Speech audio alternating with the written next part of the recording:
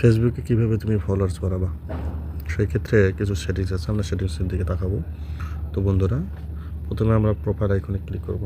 এখানে ক্লিক করার পর আমরা চলে যাব, এই আমরা আইডিতে ক্লিক করব, আমাদের নিজস্ব আইডিতে ক্লিক করবো। এখানে করার পর তারপর যাবো আমরা হলো এখানে, তারপর প্রফেশনাল ড্যাশবোর্ডে ক্লিক করব।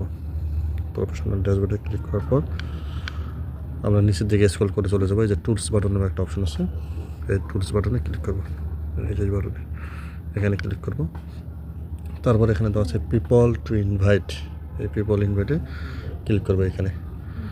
তারপর পিপল ইনভাইটে ক্লিক করার পরে এই যে আমরা এখানে দেখবো, যেখানে দেওয়া আছে ইনভাইট ইনভাইট ইনভাইট তিনটা। প্রথম ইনভাইটে 14 জন জানবে, দ্বিতীয়টা একজন পার্সন লেখা আছে। তো আমরা যদি ইনভাইট করে দেই তাহলে আমাদের এভাবে ফলোয়ার বাড়বে। তো বন্ধুরা, যদি ভিডিওটি ভালো লেগে থাকে লাইক এবং কমেন্ট শেয়ার করবেন, এবং ইউটিউবে যদি দেখে থাকেন প্লিজ সাবস্ক্রাইব করবেন।